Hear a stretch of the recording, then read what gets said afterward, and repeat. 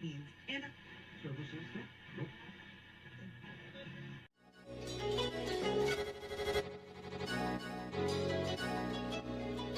let's go. He wants to jump 1,000 cars. Sir, you have 1,000 cars. I don't think I'd attempt to try this stunt. Or we owe this horsepower to Uncle Sam.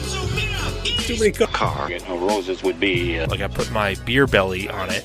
If you can't immediately tell somebody how many cars you have, you'll really give those uppity yuppies something to think about. Stay on the bar. Don't go off the bar with your Bronco. 1980 Volvo horns. What's right? I want a man's coolant. and he's like, "Oh, I thought it'd be small. It's for a small car." And I'm like, "Yeah, but it's still an automatic transmission. They're never going to be light."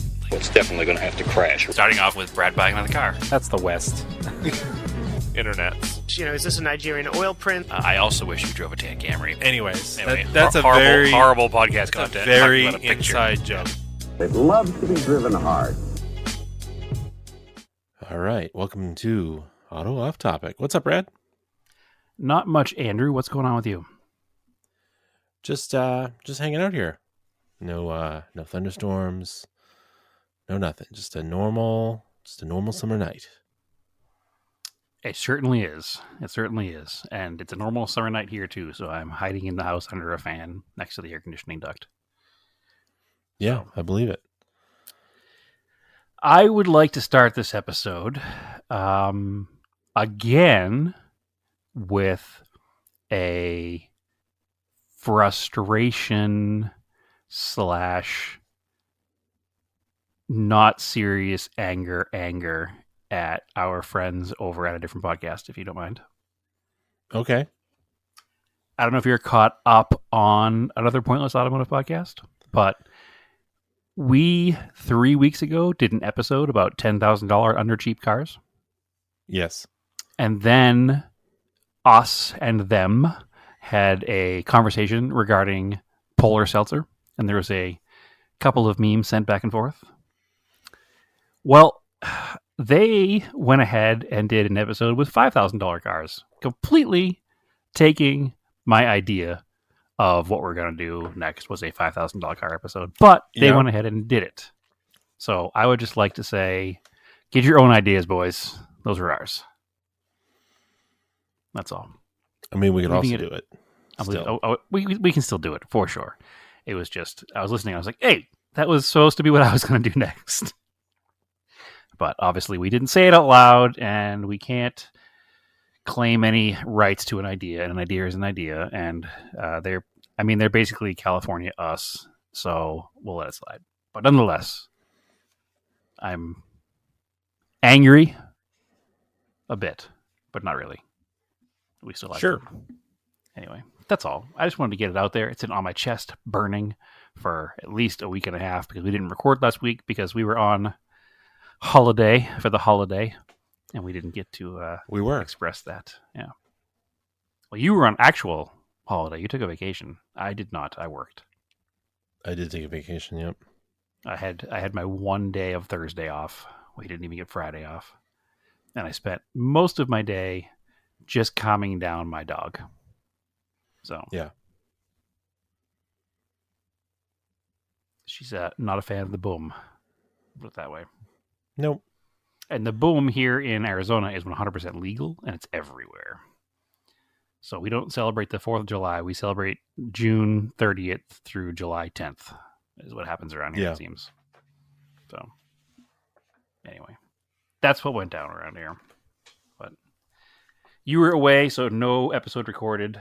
I was here, and nobody wants to hear me rant by myself for an hour, so I did not. No.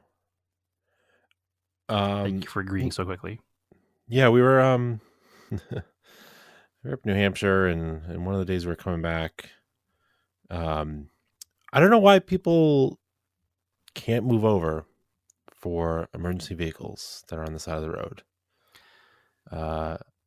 It's a law in most states. I think all states. Usually, huh? I think all states. I'm not sure if it's all states. I know it's in a lot of states. And you should just do it anyways, whether it's a law or not.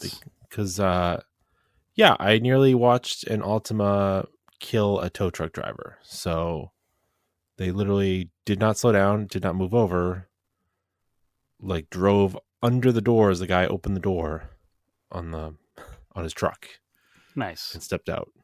Nice. Well, Yeah. according to Google's new AI overview, which Yeah. however you want to Great. understand that or not, that's a whole episode topic if we wanted to go into that. All 50 states and Washington, D.C. have move over laws that require drivers to slow down or change lanes. Yeah. So Just do that. yeah, And and if you can't actually move over, then you slow way down. Like to confirm the Google AI, the NHTSA site says all 50 states have move over laws.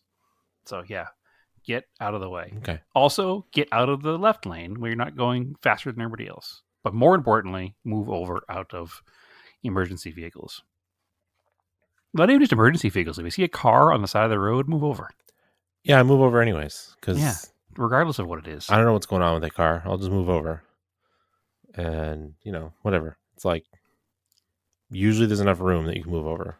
Usually, And if or there's you not can that much, just if there's slow so down. much traffic that you can't do it, then usually you're going so slow that it doesn't matter.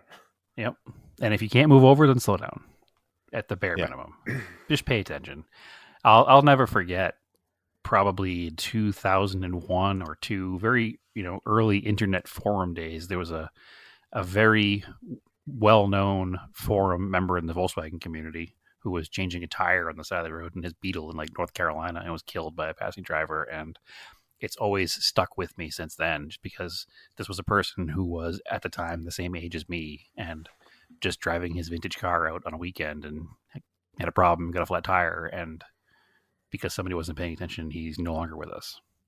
Yep. So that has always stuck with me, and I've always thought about that, and I'm sure I would think about it anyway because I'm a normal common sense driver, but that particular moment in time has been frozen in my brain since then, and I've always moved out of the way.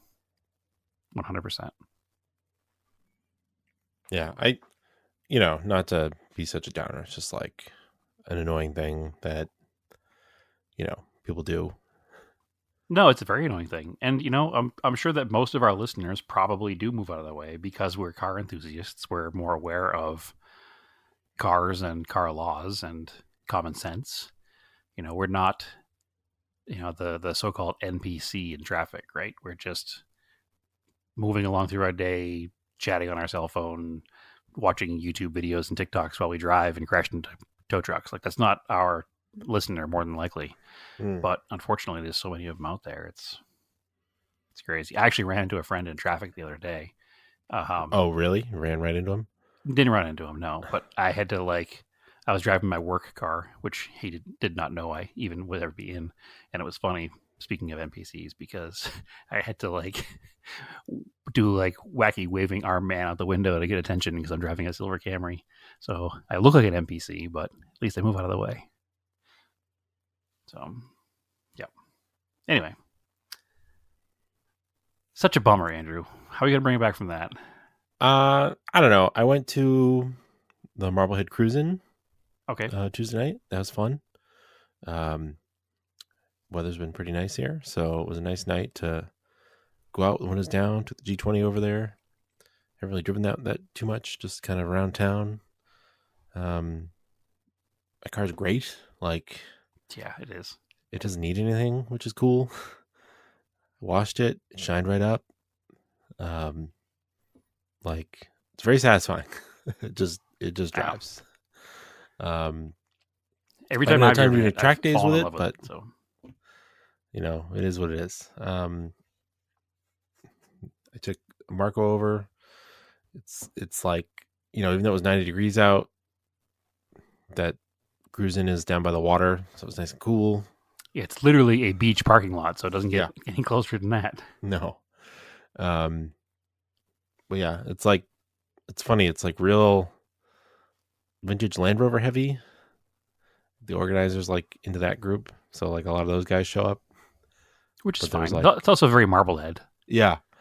There's a couple FJs, early FJs, and there's a Bronco, early Bronco. There's some older stuff, other stuff. It's pretty cool. So it's very like vintage SUV heavy. Yeah. There's a gray E30 M3 that must be the same one that I would see around between Salem and Marblehead like 20 years ago. It has to be. More than likely. Yeah. The owner of that one lived out on Marblehead Neck. So that would Okay. make sense if it goes to that show, because that show was at the Causeway, which goes Yeah. to Marblehead Neck. So Yeah, it's I probably remember the car well. it probably is the same car. That was a $8,000 car at one point, and now it's like $100,000 car. When we were in car buying age and had, money to afford them, we just didn't. They weren't on our radar. Yeah, they were $8,000, $9,000. Yeah, Crazy. it is crazy. Crazy to think about. But anyway, that's a cool show. I like going over there. I think I'll try to take the Galant next time. I let Marco pick, and he was like, "I want to take the green car." Okay, we'll take the green car. It's a movement from when he wanted to take the truck to everything. So Yeah. Well, I offered the choice of the green car or the white car. So the truck wasn't an option. the truck wasn't an option. Okay. Plus, we used it the other day to get ice cream. Did the truck go last time? It did go last time. Okay, so you're all right then. You've raised this kid to be a real elitist. He gets to pick out what kind of car he wants to ride in. Yeah. So that was really cool. I'm trying to think of what else. There's not like I actually haven't done any project car stuff. So I don't know. Well, you've been real busy with project house stuff, so it's kind of taken away from your car stuff. It's kind of the same boat I'm in right now. Like my yard is in chaos because I'm building the garage, so I don't have like time and space to work on things right now. Everything's just kind of jammed in the corner. Well, how's the garage going? There's been no movement since last we recorded. I don't think. I had the cement I had the poured. pad. Oh, I had okay. the pad board. Then I have a cement pad. Hmm. So it's pretty fancy. It's ready to build on. We're actually waiting to hear back from the builder now. The gentleman who poured the slab said that it was ready to build on anytime this week. So we're just waiting for our prefab stuff to get finished and get it over here so it can get put up. It should be up once it comes here. It should only be a day and a half to put the whole unit together. So the pad is poured. It's 3,000 PSI with a 12-inch footer the whole way around. And then the surface is at minimum 4 inches of concrete. Some places closer to 6. And it's dug a little bit deeper where I'm going to be putting the 2-post lift. So I don't have to do any modifications to put in a lift. So that's a bonus. It is fiber reinforced concrete, also with rebar, so it's not going anywhere. And that 3,000 PSI, I guess, over time hardens, and it's like the equivalent of, with the fiber reinforced, becomes the equivalent of like 6,000 PSI concrete. So it's like you could put, a tower on top of this thing. So I'm pretty stoked on that. So the prefab's going to be here. I mean, we haven't heard yet, so I'm hoping next week, fingers crossed. I mean, we're literally waiting on them. We can't do anything else until they come. So that needs to happen.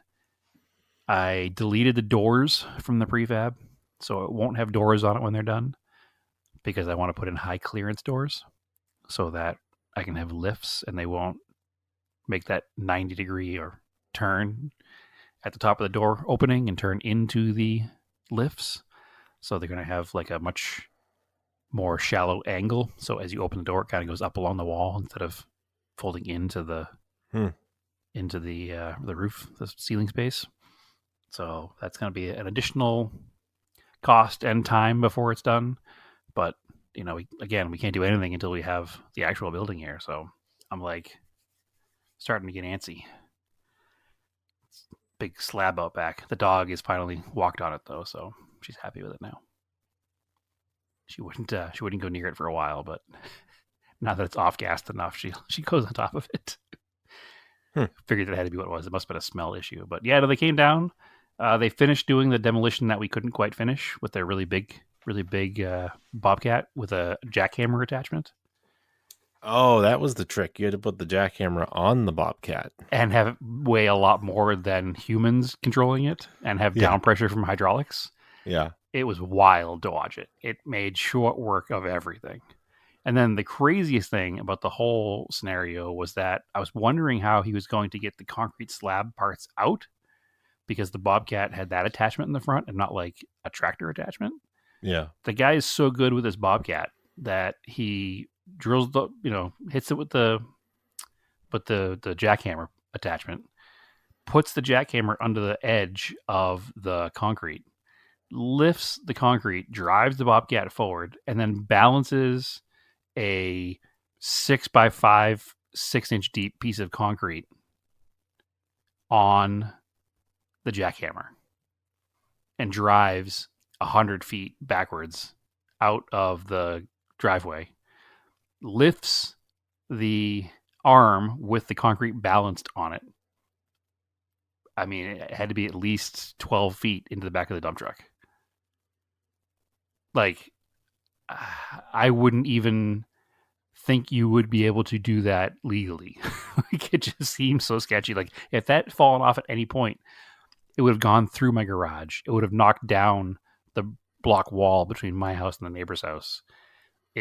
If it would fallen from 12 feet when he's putting it in the back of his dump truck, it would have hit the pavement in the street and destroyed the street.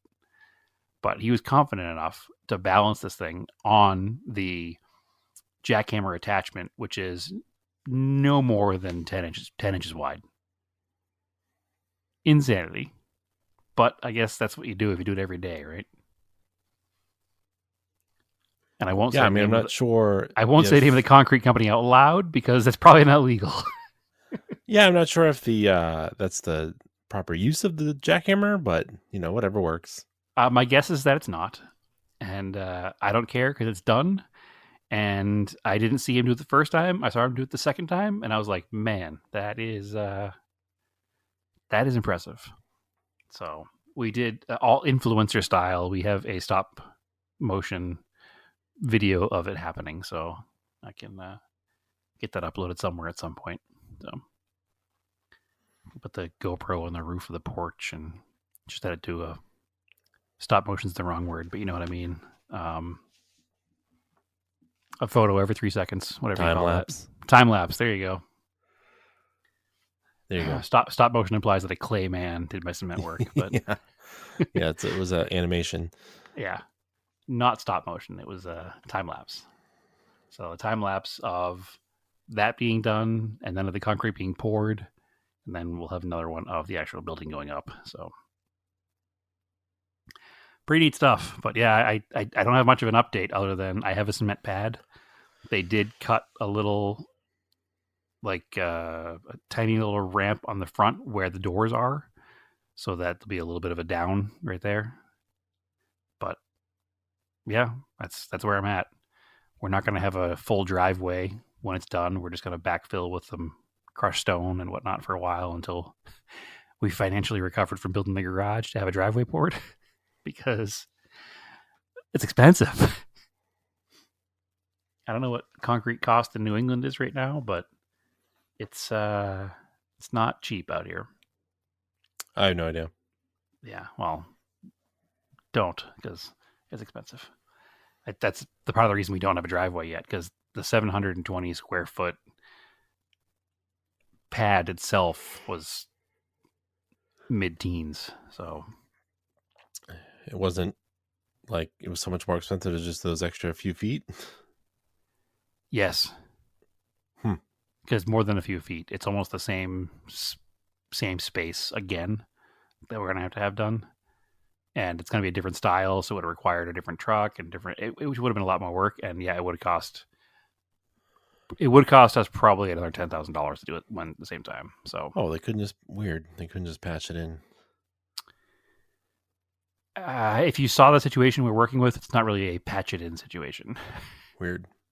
Yeah, we're paving a large area, and it's going to require work. That's all. It's going to require more excavating, more digging. We're not ready for it, and it put the garage out of budget. So crushed stone is going to be. We still have driveway to almost the garage, and then we're just gonna have crushed stone for the foreseeable future for a little bit. But it is what it is. Everything's expensive, and when it comes down to it, I'd rather have a garage with some crushed stone than not have a garage at all. So it's how it had to work right now. Anyway, yeah, concrete's expensive. So if you need concrete, shop around, because the first quote we got was almost $30,000. Oh so, boy. Yeah. Yep. So, and then there were quotes that were maybe less, but this was the best budget plus trusted vendor. So, and it's who the prefab guys use a lot. So they that also was a selling factor. But anyway, yeah, we're getting close.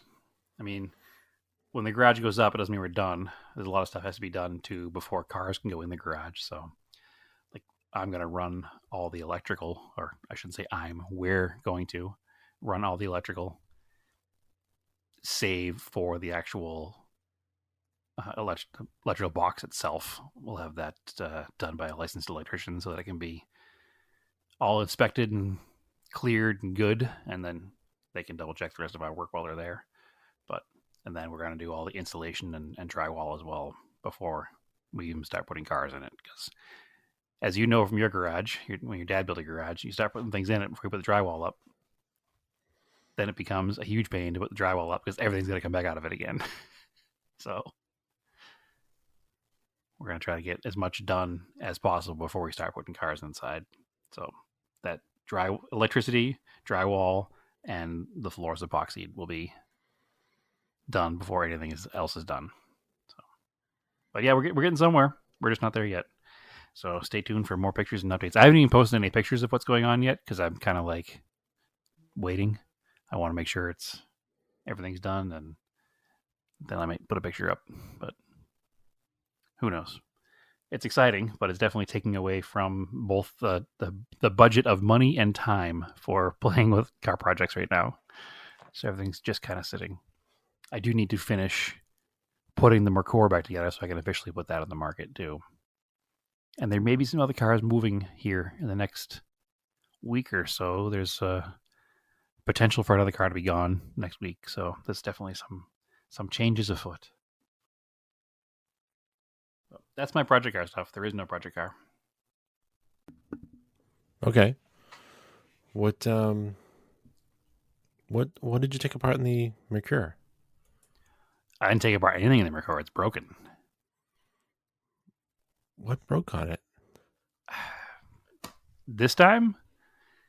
So the power steering is evacuating all its fluid every time you turn the steering wheel. So I haven't even dug into it to figure out what it is yet. But it's a high pressure line, and it just pisses all the fluid out within seconds of driving the car. So that's one thing. Another thing is that something is interesting in the wiring of the car, because now when I turn the headlights on, the turn signals turn on with the headlights and just stay on. And they're not supposed to be there. Yeah. Oh, and the speedometer cable broke. Oh, perfect. Yeah.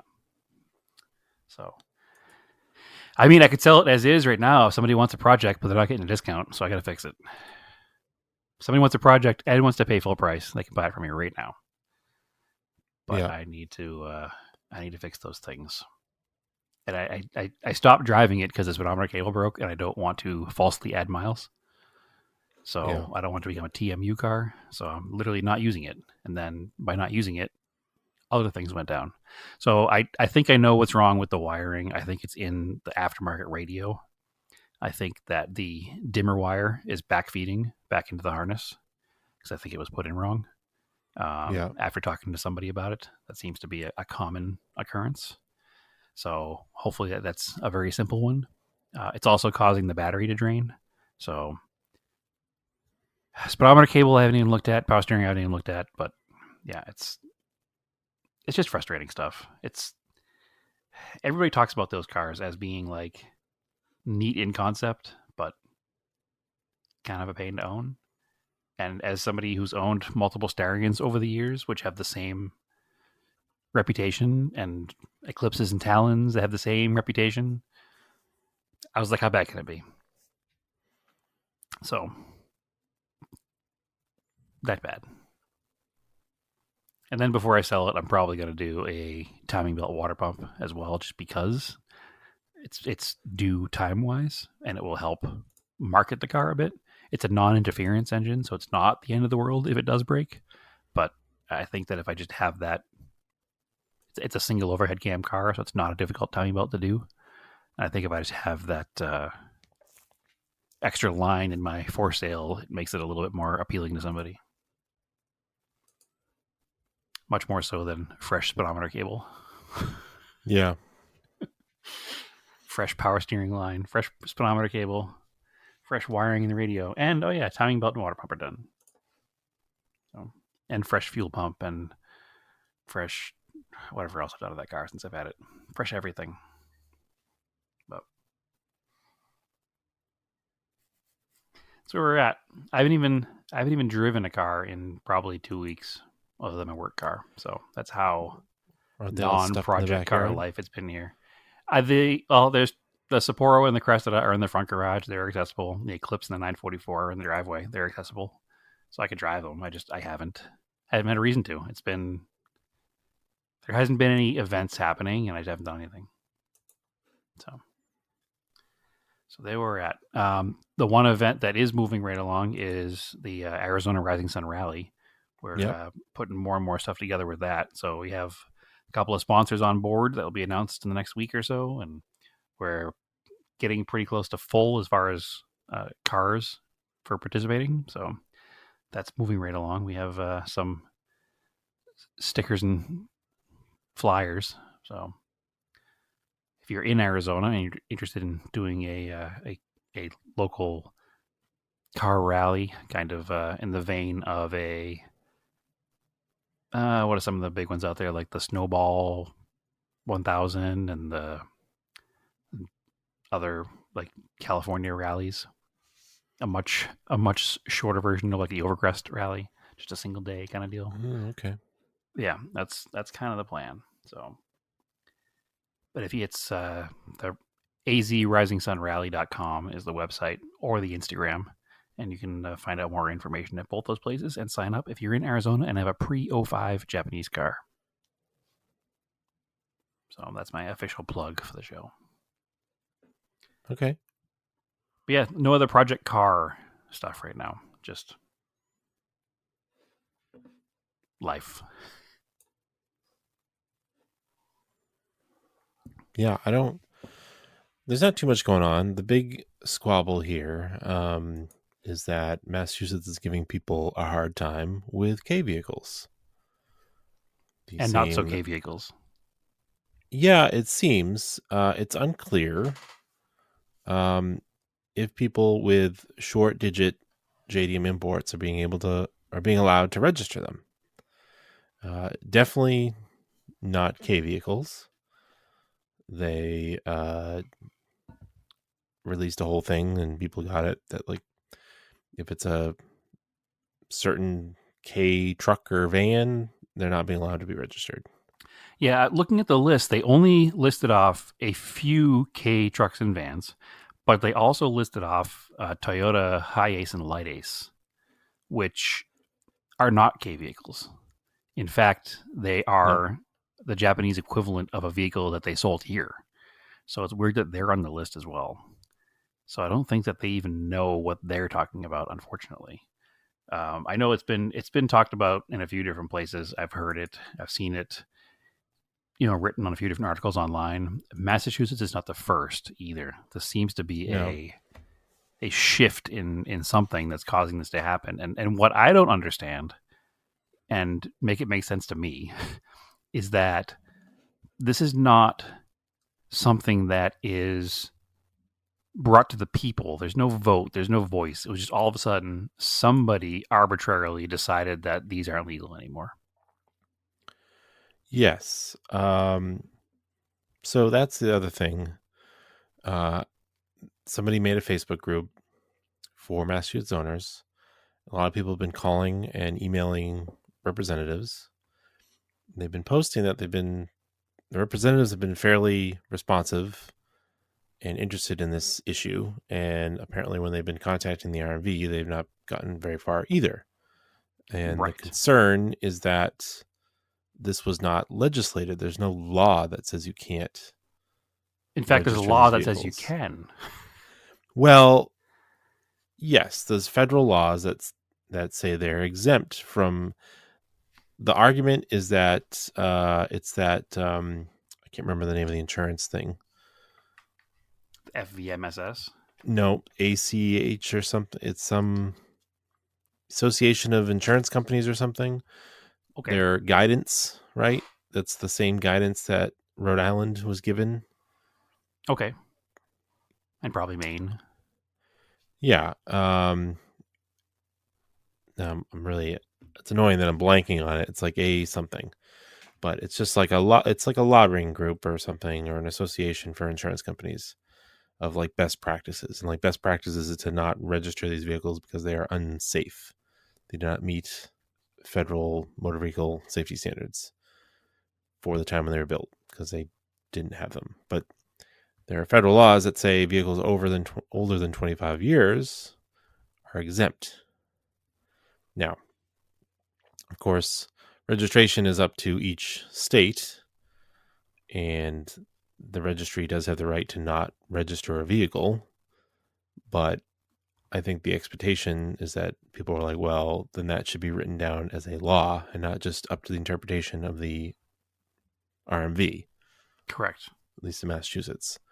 Because they're just saying, it's funny because when they're talking about people are having a hard time with short VINs, I'm thinking back to when I was registering the Volvo. She also had some trouble. She was doing something. It took her a while to like figure it out, even without me asking for the plates, because it has a short VIN. And it's like, is their system not set up for short VINs? People just don't understand short VINs. Like, it's weird, right? Yeah, it's very weird. It's definitely set up for 17-digit vids only. You know, it wasn't set up thinking about classic cars. And what I remember when I lived in Massachusetts was that they just added a bunch of zeros in the computer. Yeah. And it worked just fine. And it was never a problem. Because any car built before 1981 is going to have a short VIN. The standardized VIN wasn't until 80, maybe 80. I could be off by a year. I apologize if I am. But either 1980 or 1981 was the first year of the standardized 17-digit VIN. Yes. And any car built before that is not going to have it. And there's no standardization to it at all. It could be 5 to 12 digits, depending on what year and what manufacturer it was, and what country it came from, and all kinds of different things. And that standardized VIN wasn't a international standard. It was an American standard.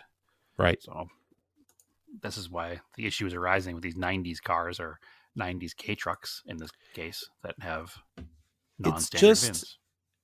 It's interesting. I don't think it's it's something that we all considered or even was on anybody's radar when all these vehicles became legal to import. Like, you know, we just thought like, oh, cool, it's legal to import. Do all the paperwork, you go to the registry, get your plates, and you have a cool car that you've always wanted, a JDM import. So sure, why would we even think about it? Because the law was always written, and it's been since 1980 something that once the car hits 25 years old, it's exempt from any rules and it can be driven. Done. Over. Forget about it. That's it. That's the law. That's what it's always been. There's never been an issue, and there hasn't been an issue until all of a sudden these little K trucks started becoming popular. So what is it about the K trucks that made them? I don't know. Pin here. I don't know. The other thing that people are trying to figure out and they can't get the information is like how many of these are even registered in Massachusetts. Right. Like there's got to be less than 200. I'm guessing there's definitely less than 1,000. There's maybe 200 of these trucks running around. Sure.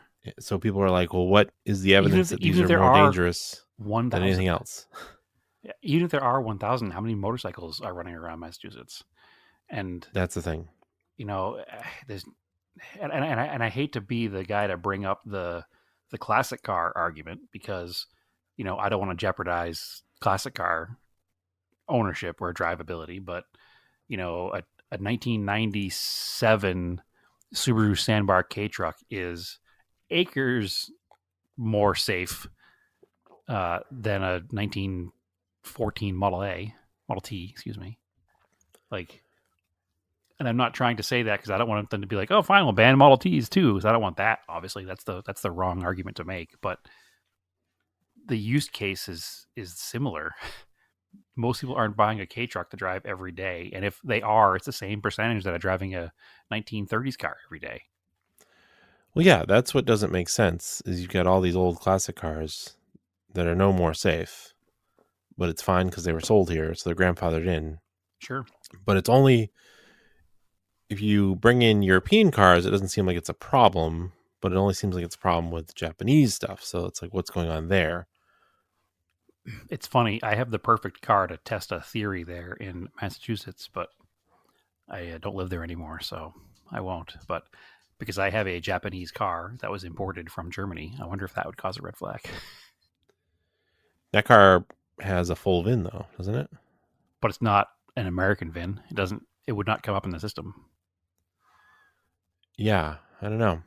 It's a German VIN. Now, that's the other thing, too, is that I think that German sold cars in the 80s and 90s had that standardized, maybe not the same standard, but they had a 17-digit VIN. So, yeah, because both my 944 and my Eclipse are originally European sold vehicles that were imported here at some point, and they both have 17-digit VINs. Neither VIN comes up in any kind of system here. Like the MVD here in Arizona was like, this VIN doesn't come up. I'm like, well, here's a picture of it. It is what it is. And they put it through, but I'd be curious to see how that worked in Massachusetts. Yeah, because a lot of them just have like, if the VIN doesn't come up with the system, then they just have like a VIN inspection, and you like bring it there, and somebody looks at it. Yeah, this is a real car. This is the VIN. It's not stolen. I mean, that's also annoying, but it's like, I don't know, that sort of talking about this, I think in general, and I need to like organize myself on this and like write it all down and probably talk to some of those people in the group, but it makes in the K truck or the group, but it would make sense to me that, or talk to my representative, that Massachusetts sort of needs a revamp on some registration laws for classic and, antique vehicles in general. Sure. Because they feel like they were written probably in the 50s. They were. Because like the only plates you can get are an antique plate, which antique feels like real old. Maybe update them to like a classic car plate or something. I like what we have here in Arizona. We have historic vehicle. Yeah. Because there's no benefit. A lot of people don't even have antique plates. No, because there's more disadvantages to advantages. Yeah. They cost more money because they have to be renewed every year. They're not a 2-year plate, and it's the same cost. Plus, you pay extra every year. You're restricted to use. You can't drive the car. So technically, you can only drive the car to a car show, a club-sponsored car show, a club-sponsored like event, or a parade. Those are the only times you can drive the car. And I believe the original reason why these existed was to signal to your insurance company that you were not going to drive this car every day, and they would give you a discounted rate. But this was before insurance companies that specialized in classic cars existed. Am I explaining that correctly? Am I understanding that right, you think? That's a theory. I do not know. I wasn't there in 1955 when they invented these plates. It makes sense, right? Because that the reason why you get reduced insurance rates usually on classic cars through specialty people like Haggerty is that you're not driving the car every single day. Yeah, in fact, they won't let you own the car they won't let you have a Haggerty policy unless you have a standard vehicle in your name, a standard regular car policy with a different insurance company. Yes, because the reason why your risk is reduced is because you're not using the car every day, so they can lower the premiums. Correct. So that, I think, is the reason why you would get an antique plate back in the day before you had this option of less expensive insurance. I remember in the late 90s, early 2000s, the theory being out there that in order to have classic car insurance, you needed to have an antique plate. That has changed, I think, or if that was ever not even the actual law and just information I was given at the time. Yeah, but you can just use regular plates, and you should. Yeah, because there's no benefit. So that's the thing. They should update the laws so that, because like a lot of people just make it in line with what the insurance company allows you to do, which is drive, a couple times a week. You go to a cruise night, a cars and coffee, go get ice cream. You're allowed to take it to work like once a week. That's the way it should be, and they should be like classic car plates. And maybe you do have mileage restriction. There's no mileage restriction, right? It shouldn't be like that. I don't mind there being a mileage restriction. Sure. Or I guess that's tough because you take a road trip, you could screw everything up. Yeah, all right, but scratch that. It should be like, maybe you can do an inspection every 2 years or something. Because at least we have rolling here in Massachusetts. We have rolling emissions for 15 years, so all classic cars are out of that. You don't have to worry about emissions. Emissions here is the main advantage to our historic vehicle plates. Yeah, because you have so many. You have so many old cars. Actually, they're not even. Actually, that's not even true anymore here because the historic vehicle plates don't do anything. It's the insurance that does it. So it's also much like there. It's not even a thing anymore. So you need to have historic insurance, like a Haggerty or Grundy policy. You're exempt from emissions, but your plates don't do it. So there's no advantage here to the plates either. And they also cost more. They just look pretty. At least we have that. Yeah, but that's the thing. And you could maybe you make, if they are listed as limited use and they can't be used every day, maybe that's what you give to the people that want to register K vehicles. Way they're not driving them daily. I don't know. That's also fine. There's just there's ways to work around this that makes everybody happy. I don't understand just banning, rejecting registrations, because that is, in my mind, that is revenue for the state that this government office is refusing. On top of that, these are vehicles that were purchased legally under the guise of being legal, with no rule written against it. And you followed all of the rules, and now federal rules. Even Massachusetts, there's no written rules that you couldn't do it in Massachusetts. They just followed the federal rules, and they've always done that. So you did this 100% legally, and you spent, in the case of a K truck, it's a little less. What, $5,000-$6,000 for a K truck, say, for an average K truck? Yeah. And God forbid they start doing this to other import cars, and you get somebody with $150,000, $500,000 R34 GTR. But you purchased this vehicle for $5,000 or $6,000 or $10,000 or whatever you paid for the car under the guise of, I'm doing this legally. There should be no issue. Now the state goes, sorry, it's no longer illegal. We can't register it anymore. And now they've taken your vehicle that you purchased and paid them tax on. Now you can't use it. And you can't do anything with it because you can't sell it to somebody else in town. You can only sell it out of state. And then somebody out of state's got to be like, well, if Massachusetts made it illegal, why am I going to buy it in New Hampshire? They might make it illegal here too. So you're actually, from the economic standpoint, you're hurting a lot of people as well. And I don't know about you, $5,000, while not an exorbitant amount of money, is not like money that if it just fell out of my pocket, I wouldn't be upset. Like, you can't lose that $5,000. That's huge. And if I purchase something under legal law, Yeah. I'd I be mean, pissed if it was made illegal. I see like 2K trucks around. Like, I think there's one in Peabody and then there's one in Salem. And there are Or hundreds of actually- thousands of people, and there's 2 of them. Yeah. There's one that goes to the Marblehead Cruise and then has a dump body on it. So that's one of them. And then I think the Salem one is the one I see that drives by my house. Yeah, he's a Honda enthusiast that owns the other one. Yeah, A it's couple like Hondas in his yard. how many are really around? Like, it's Right. weird. Right, and that's like I said. And at the end of the day, what is the danger? There is no danger to the general public. The only danger is, if you want to even use the danger is the reason, the only danger is to the owner who's making the choice. But even if you wanted to say they can't go on the highway, okay, you can still register them, but then you need to make a law that says they can't go on the highway so that when a police officer sees you, they can write you a ticket. Yeah, you can go on roads that are 55 or under.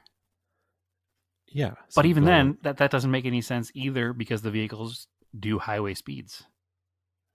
Yeah, it doesn't. I mean, listen, I'll go back to the motorcycle argument and use my motorcycle in particular. My motorcycle does 65 miles an hour, Yeah. 70 downhill. That's about the same speed as a K truck.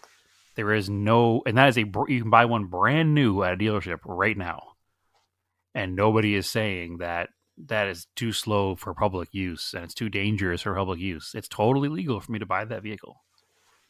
The minimum, because I have one. The minimum speed on highways is 45 miles an hour. Yeah. Yep. You have to be in the right lane. I can see not owning one and living in like Montana where it's 85 miles an hour. That's different. What's the minimum speed though? I don't know. I wouldn't want to be an 85 mile an hour speed limit road, I don't think. Yeah. Maybe I would. Who knows? I drive my Colt around. That's not very fast either.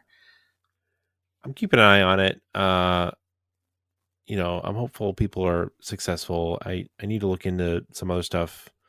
It's tough being where you're standing, where you're in a position where you live in that state, and the outcome concerns you because you never know what you might want to do in the future. But at the current time, you don't own one or have any vested interest in it, so it's hard to like make an argument. I do have a vested interest in it though, because you could easily turn around and say that the Volvo I bought is not able to be registered anymore. Right. Because it's too old and it can't drive fast enough. Yeah, that would be frustrating too. Or you bought it out of state and it has we can't figure this out.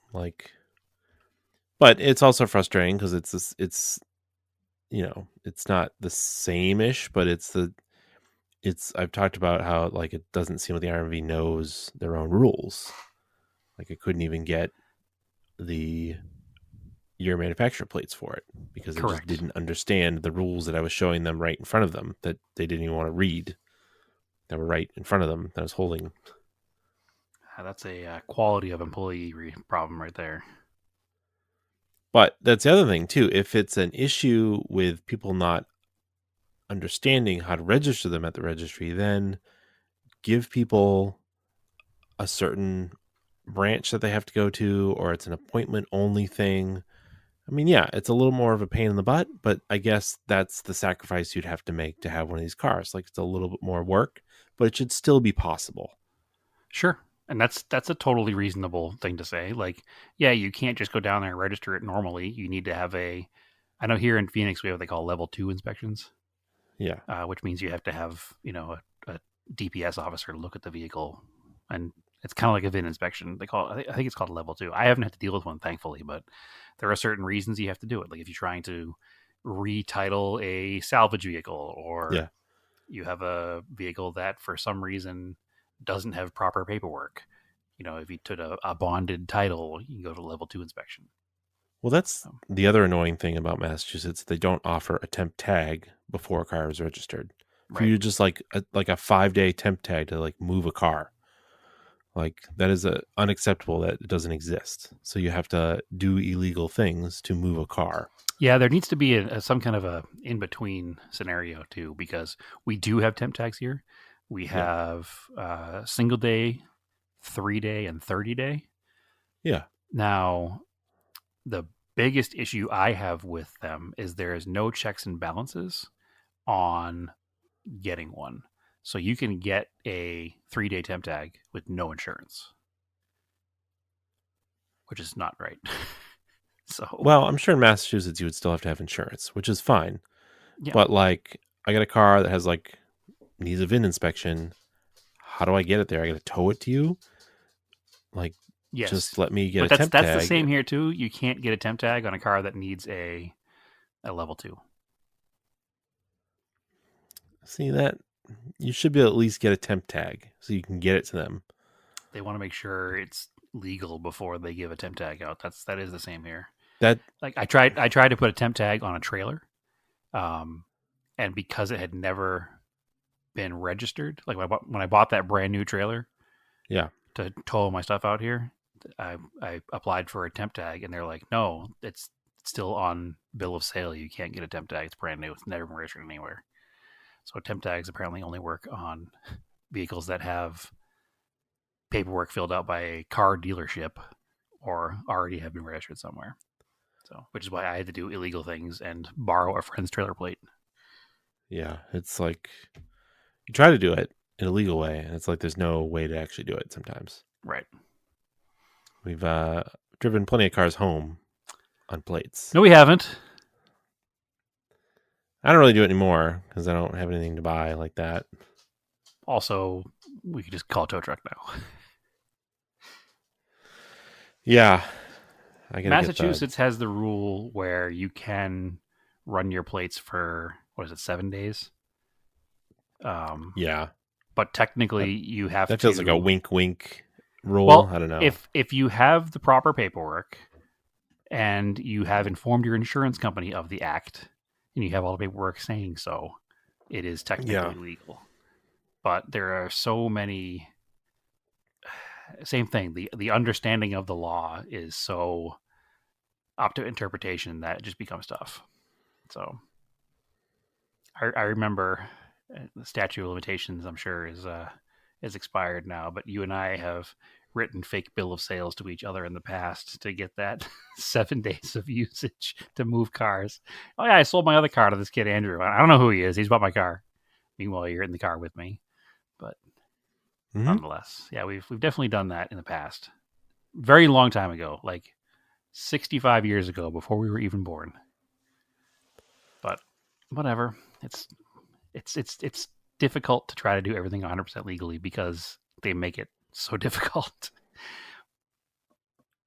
But this shouldn't. Well, be. These cars. Yeah, and it's not. We should be a little more friendlier. That's what my interest would be, making it a little more friendlier to classic car enthusiasts, because there's really not that many in Massachusetts here. In the grand scheme of the population, there's not that many. It's a very small percentage. There's not. I see a few old cars around during the day, but you really only see them like at a cruise night or Cars and Coffee. Like they're just not out in traffic. It's just not a thing. So, making it easy to just like register and insure an old car for people, it should be a lot easier than it is. It should not be this difficult. Nope, because shouldn't be at all. They're not really driving around a lot. They're not doing a lot of pollution because most cars sit, 8 months of the year. For being honest, it's and even the months they don't sit, they get driven 3 times a month for 6 miles. Yeah. So it's really, in the grand scheme of things, it's like nothing. Yeah. Compared to all the people just sitting in traffic going to work. So thankfully, we do have companies like Haggerty who are promoting the hobby, and organizations like SEMA that do fight for these things. So my hope is that SEMA gets in on this K car discussion and is able to throw some lawyer money behind it and see what they can make happen. Because again, I think my biggest issue with the whole thing is there has been no referendum on why we're doing this. There's been no nobody has said any reason for it other than just we're taking our ball and going home. Too bad, so sad. And it hasn't been represented by anybody. It's just that's literally the idea of one person. Did somebody from Polaris give somebody at the RMV $100,000 check and say, "Hey, ban these things because we want to sell more side by sides"? Not that side by sides are legal in Massachusetts either. So Yeah, that's the weird thing. yeah, we want to and sell more to those- farmers or. Yeah, and a side by side is not any more safer than a K vehicle. I think it's less so. Probably. Yeah, I think it's less so. You're fully exposed to everything. But so yeah, that's the annoyance. That's what's going on right now. I don't know, some fun stuff. NASCAR. Before we get there, the problem with this whole thing is that it's giving Yeah. me pause because for a long time I've said that I really, really, really want to buy an early Evo. Right. And this whole situation has now given me pause. And, I live in Arizona and it's a little bit wild, wild west to say the truth here about vehicle registrations. There's a lot less restrictions on things. You can drive a side-by-side or a quad in the street here. But once states start rolling with this, eventually will it become a national thing? And if I spend $25,000-$30,000 on a car, I'm going to be slightly mad if it just becomes illegal one day. So it's given me some serious pause to purchasing that Evo. So Yeah, I would definitely not purchase a JDM import right now. And I'd be worried if I owned one. yeah, my plan was to sell 2 of my cars and buy one, but now I'm going to use that money to pay off the garage. So is what it is. Anyway, yes, NASCAR. Moving on. Happy times. Chicago. Yeah, I don't think we even talked about I think the race before was Nashville, but Nashville. Yeah, it was kind of it happened. yeah, it wasn't that. Christopher Bell, Wasn't that I big a think, deal. won. Logano won. Logano won. That's right, too. Christopher Yeah. Bell won New Hampshire. Yeah. Yep. Yeah, it was an okay race. It was an okay race. It wasn't I don't know. Wasn't that great. There was a rain delay But, there, too, right? I think there was. What's that? There's a rain delay there as well, I think. Oh, Yeah. there definitely so, was. So I didn't actually get to watch the race because I don't usually watch the race midday. What I do is I Nope. record it on my DVR and I watch it later. So because there was a rain delay, I extend my DVR to like an extra 3 hours just in case there's a rain delay. Yes. And it recorded the entire time the race was on, but for some reason the stupid networks decided to put it on a different channel at the end Yes. to show me Olympic qualifying. I don't want to say Olympic qualifying. That's dumb. Anyway, sorry. It's yeah, if you need rain, schedule a NASCAR race in your area. Yeah, absolutely. At least these past 4 weeks straight, I think. Yes, and they're talking about rain this week in Pocono as well.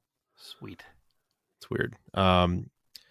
So they're in Chicago for the street race. The Xfinity race on Saturday, Absolutely. awesome race. Epic. Like such a good race. Possibly the best car race I've watched in 15 years.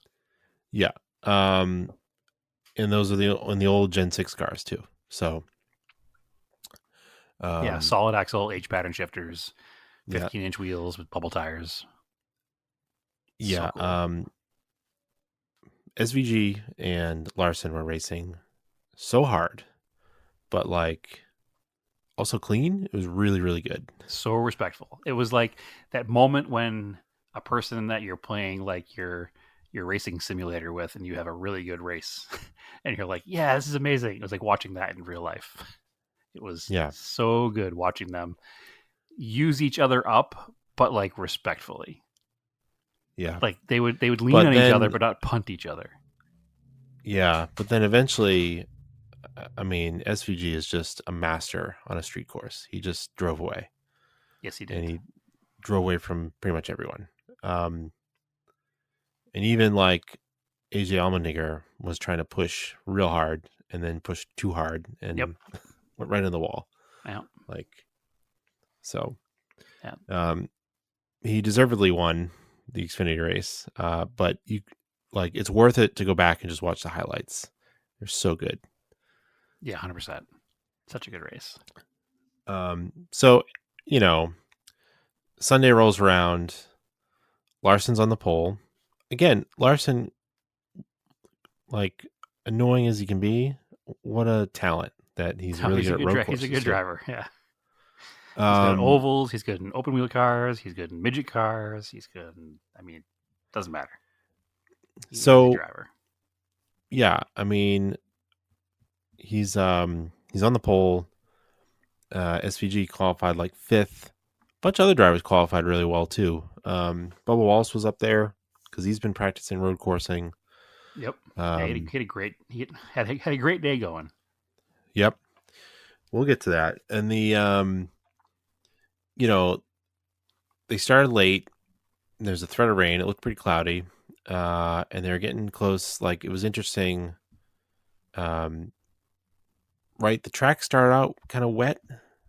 Or was it the second stage? No, the first stage, it started out a little bit damp, and they allowed them to either go out on slicks or rain tires. Right. They did like a reconnaissance lap, I think, and they kind of got to pick what they wanted. So there was another issue because the race was about to start, and they had to push the whole thing back about 15 minutes, which changed the weather conditions a lot. Now they had to push it. They had to push it back because there were protesters on track. Oh, I didn't know that. They didn't show that in the broadcast at all. They did not show it in the broadcast at all. They did not want to give them any airtime at all. But there were protesters. They scaled the fences at turn 6, and they were doing a sit-in on the track.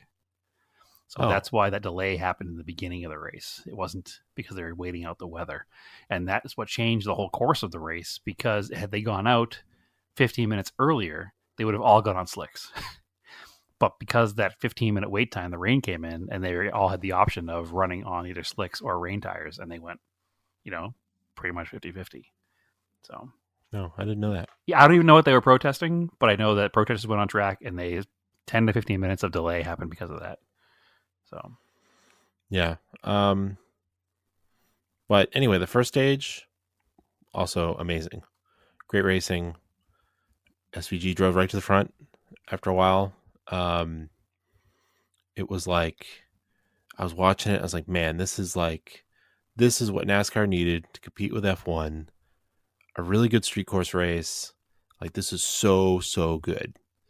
And then, once people figure out their tire stuff, and the slicks were way faster, a lot of guys were really fast. Christopher Bell, Tyler Reddick, like, they're all running up there with SVG and Larson.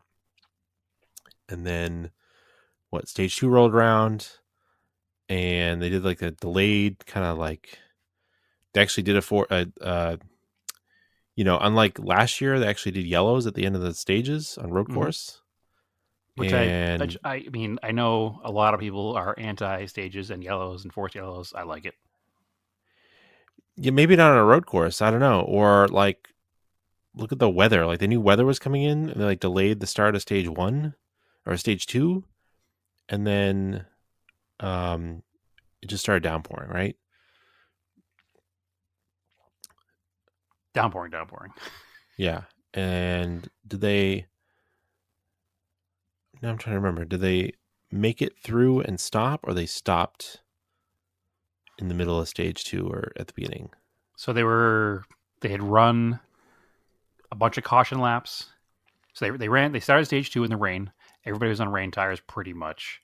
It started raining really, really heavily, to the point they had to call a red flag, but they had run probably 4 or 5 laps. A yellow came out for a wreck, and then during that yellow, they decided to pull the red flag. So when they were sitting on pit lane on their rain tires, they had about 8 laps on the rain tires, maybe 4 of them at speed. So that's what they were talking about when they came back out afterwards, was that the tires were all fairly new. They only had a few laps on them. So then you could either run on those or come back in and change to dries because it was drying. So, okay. And then I'm trying to remember at what point it was the weirdest hit. That long straight. I don't even know what turn that is. A lot of people reckon that turn. That Briscoe just tapped the back of SVG and just pushed him like a little too fast, faster than he was expecting, and he just went right in the wall. And, like, broke the car. Briscoe missed his braking point and locked up the tires. Yep. And as he was sliding, he just added like 4 miles an hour to the back of SVG's car. So bizarre. Which was just enough to send him offline into the wet stuff and put him into the wall and annihilate the right front suspension. It was such an unusual hit that the initial replay, they were like, wait, how did SVG get in the wall? Like, they couldn't figure it out on TV. Looked like and then he they just were like, missed him, but no, he just grazed him just enough. He, like, sped him up enough. When you're mid turn, you're already at the, SVG is an amazing road course racer, even in the wet. He knows the limit of adhesion at all times. So he was probably already on the ragged edge of the limit of adhesion, and all it took was that little tap, and it loosened the car up, and he hit that wall hard, and he annihilated that right front suspension system. Yeah, that was quite disappointing. I was really sad to see that, and it was the same lap that the eventual winner also took out Bubba Wallace on that same exact lap. Yeah, super frustrating. No, he didn't take him out for the contention as the same, but I mean, they were top 5, and he spun him out and put him back to like 18th. Yeah, it's weird. And then, like, they just had that super long rain delay. It was like, what? And then they like didn't know what to do. And then the race had to be shortened anyways to time limit. We'll get to the time limit thing in a second. It was frustrating because they're like, man, we're out here, we're on rain tires, we're in a rain delay for rain. What is happening? Like, do we have rain tires? Do we race in the rain? Do we not race in the rain? They seem to want to race on drying tracks, not wet tracks, which doesn't make sense on a road course. No, they should have. Because they ran last year in pretty heavy rain. Yeah, last year there was 8 inches of rain on race day. So just run. And if people crash, people crash. I mean, they're not going fast enough to worry about it. Just let them crash. I understand that you don't want to run like New Hampshire in a downpour. It's a very high-speed oval. It's a high-speed oval. The track is not prepped for any kind of water. These are a street course that are driven on in all conditions: snow, rain, heat, sun, everything. The road isn't an issue. The pavement isn't an issue. They're not doing 180 miles an hour. You can't run when there are multiple inches of standing water. That's the issue. But it didn't seem like there was any more standing water on the track when they called the red flag than there was for the first 4 laps that they ran on the green. In fact, there was probably less because the rain was subsiding. Yep. And then to spend 2 hours drying the track while it's actively raining is just, as a fan, is insulting. It was like, what are they doing? Like, they really stepped on the rake. Like, it doesn't make any sense. I don't understand. No. And also, people made a valid point too. Like, why did the race start at 4:00 in the afternoon? Yeah. Like, you have limited time.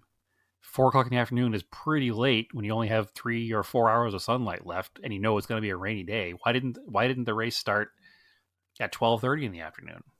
It's the middle of the country. It's not the Eastern time zone or the Pacific time zone, so starting midday isn't going to affect either end. Like, there was a lot of weird stuff that went on, and I guess at the end of the day, I don't know what the legal rules are for the race. I don't know what deals they made with Chicago. I can't even pretend to know any of that stuff. So who knows? But I think that there were better ways to have done it, and I think they should have run the race. Yeah, it wasn't like there was a race going on before, and there wasn't a lot of stuff. It didn't seem like there was a lot of stuff going on before. Like, just run it. The weather prediction is really good now. Yep. They had a pretty good window. They could tell you when it's going to rain, so run the race in the few hours before that. Yep. Well, you can't change the time of the race on race day because you have people coming from out of town that paid money for tickets. So I understand not changing the race on race day, but you can do it the day before, But why not schedule the race for earlier in the day as a general rule? You should. Yeah. Because you can always push it back. I could see starting a race at 4 p.m. in Boston because in the summertime, people in California are Sorry, all the time, actually. I'm thinking of Phoenix rules here, but California is 3 hours away from you. So it's, 1 o'clock in the afternoon. If you start at noontime, you're starting the race. You know what? Screw it. Football does it. Who cares? Yeah. Start it whenever. Doesn't make any sense. I mean, they're going for maybe a primetime thing. I don't know. But nonetheless, it really kind of showed some flaws in their planning, that's for sure. It kind of ruined the race. It was like took all the momentum out of it. It definitely did. Like stage 1 was awesome. I was like, this is so cool. And then they were just like, all right, we gotta pause. We're gonna park that. for a while. Yeah, at least they didn't that's do too what they cool. did.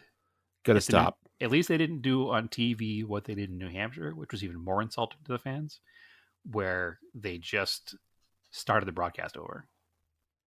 Yeah. I was like, why am I watching the first stage again? Like, I was here already. Like, I don't need to. Don't show me this.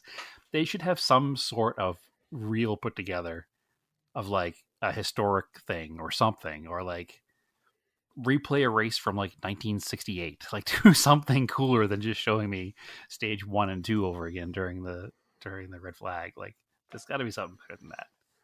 So, or the race before that, when it got red flagged and they showed the previous week's race, like what are we doing here? Like, no, show me something cooler. Give me like either an actual vintage race or a documentary about NASCAR or something. They gotta have some kind of product to show us that's gonna keep people involved.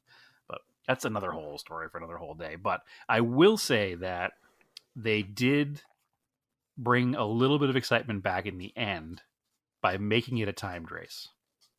I really liked how they did that. And I think that they should do a timed race as a general rule on road courses because it works. It built up a lot of excitement to the end. It changed the strategies altogether because you weren't like, I need my car to run exactly for 10 more laps.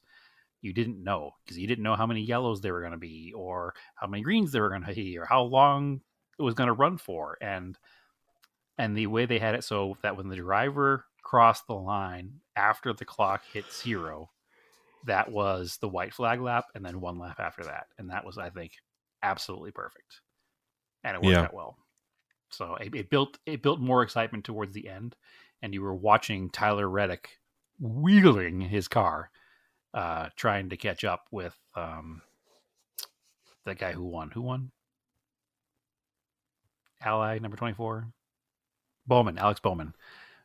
Tyler Reddick was wheeling his car trying to catch up to Alex Bowman, and Alex Bowman was on rain tires, which was a cool strategy thing too. Was on rain tires, and the track was drying. Yep. And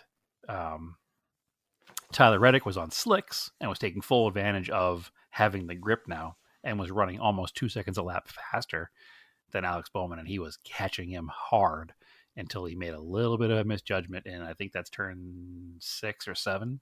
And he just scrubbed the inside wall going by, and it set him off just enough to not be able to catch him in the end. But there would have been a hell of a finish if Reddick had been able to catch up to Bowman in the end.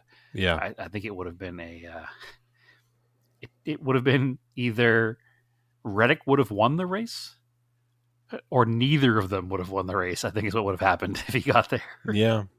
So, but unfortunately, it didn't quite get there. But I think that being a timed race kind of added to that excitement at the end, and I was pretty pumped until Reddick hit the wall, and I was like, all right, well, Bowman just did not run out of gas, and he can make it.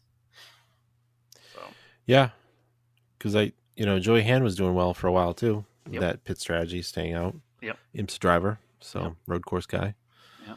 But I don't know, they got to do better next year. Got to figure it out because people are like, oh, it shouldn't be in July because it rains. Well, I don't know. It's Chicago, much like New July England, week in it rains Chicago all the because time. it's a quiet week. Yeah. There's not a lot of people probably around. It's a low murder week in Chicago, so we're gonna bring the race here. Yeah. But yeah, move it up. Start at noontime. Start at 2:00. Whatever. Yeah. Run in the rain. I don't understand. Yeah, run in the rain. Run in the rain. Sometimes you can't run. Get the lightning rules. Yep. Well, if lightning sure. came, they'd have been screwed because it's not like an oval where you can just run out to the parking lot and then come back in. If lightning came and they had to make everybody leave the entire area, I don't think anybody would have come back. So Yeah. it would have been a little bit worse. But nonetheless, I think it was still a great race despite all of the stepping on their own feet. I was still very entertained. Seeing how good the Xfinity race was on Saturday means that like this race can be that good. And NASCAR needs more street courses. There are so many street courses set up in this country every single year for other race series. You know, F1 does a street course. IndyCar does multiple street courses. Just piggyback on a weekend with IndyCar. You know, that would have to be a huge, huge win for everybody, I would think. But, you know, run NASCARs at Long Beach, run NASCARs at Detroit. Like, do something cool with the track's already there. Use it. I know Detroit makes a lot of sense. Yeah, of course it does. Of course it does. Run them there. But I don't know. Again, much like I don't know the deal they made with the city of Chicago, I don't know the back dealings of all this stuff. So there's got to be a reason they don't. There's got to be a reason IndyCar and NASCAR can't get along. I just don't know what it is. Well, anyway, do we get anything else? I picked up the Maverick. Yeah? Did I talk about that? I talked about how it came out crappy 2 times in a row. And I 2 told times the in a guy, row? Yeah, the first time I picked it up, the paintwork was terrible. We brought it back, and they Yep. said, oh, yeah, it's all fixed. And it was terrible again. And I said, I listen. missed that one. Oh, no. So rewind a bit. I know the first time it was like Sanding scratches. rushed, right? No, it wasn't rushed. They had it for a week and a half. But they brought it That back, doesn't and mean it they had did like it over the 80, week and a half. Yeah, it had 80 grit sanding scratches under the paint, visible through the paint. So it was like, this is gross. So we brought it back, and the only way to fix that is to strip off all the paint, go back to your bodywork, and start your bodywork fresh. And the car was done in 1 day. And we're like, there's no way. And we got it back, and it was obvious. The paint was dead. It was they just clearly sanded as deep as they could and, you know, rebuffed it and called it a day. Which also means that after 6 months, the shine would have been gone.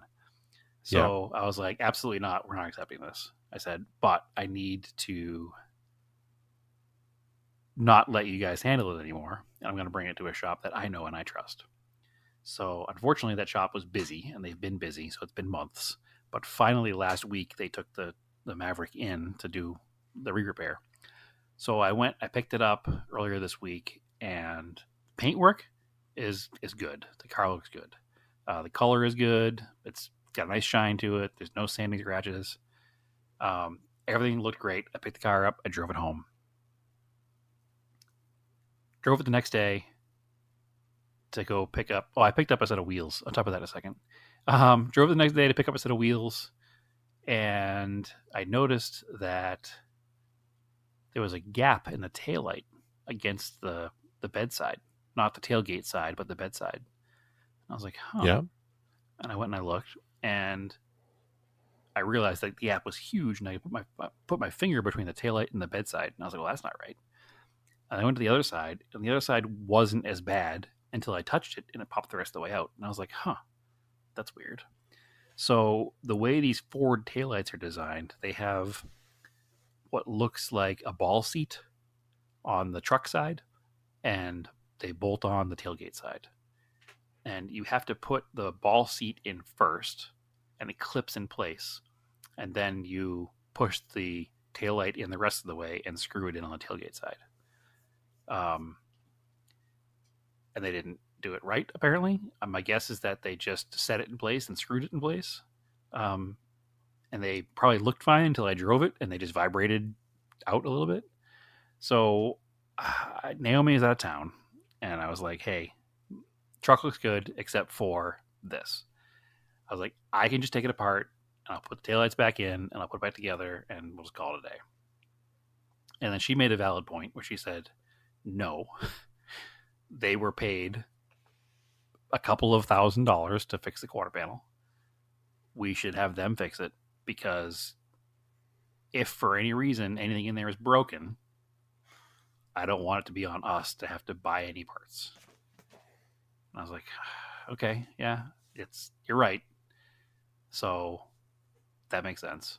So I'll have to bring it back there and have them look at it again. Unfortunately, I haven't done that yet. My plan is to do it tomorrow morning, because Naomi's coming back from out of town. I like to have her truck ready for her when she gets here. So we got to see what happened in there. Either everything's going to be fine, they'll clip in place and all is well, or they broke the seats that the little ball seat goes into, and they'll have to buy new mounting hardware for the taillights. So hopefully that's not the case. Hopefully they just snap back in place. I really want to go out in the driveway and just do it right now, but I also understand her point of if something is broken, and God forbid the taillight's broken, I don't want to be out a few $100 because then there's no proving that we did it versus them, right? So that's where we're at. So it's almost done. Third time was almost a charm, but we're not there yet. So, and the saga is not completely over because we'll need to still bring it back to the ceramic coating guys after a couple of months to have them re-ceramic coat the freshly painted panels. So it's been a whole scenario. Yeah. I would have just lived with the little damage there. No, it wasn't a little damage. You mean on the initial hit? Yeah. Oh no, it was definitely not livable. It was right in the middle of the quarter panel. Big old dent and scratch. It was definitely not. Yeah. It wasn't like a scuff in the corner of the bumper. It was bad. It was not a livable amount of damage, that's for sure. I remember when your Volkswagen got a bump in the front when you first got it. It was like a livable amount of damage. And if that was the case, I would have said, yeah, we'll live with it. But this was not. This was... Yeah, because it doesn't sound like the cure is worse than the disease, so... Yeah, well, unfortunately, the disease was pretty bad in this one. So it had to be fixed. It was definitely not a live with it situation. It was a big dent in the middle of the quarter panel. It wasn't like a door ding. It was an 8-inch long gash that went all the way through the paint. So...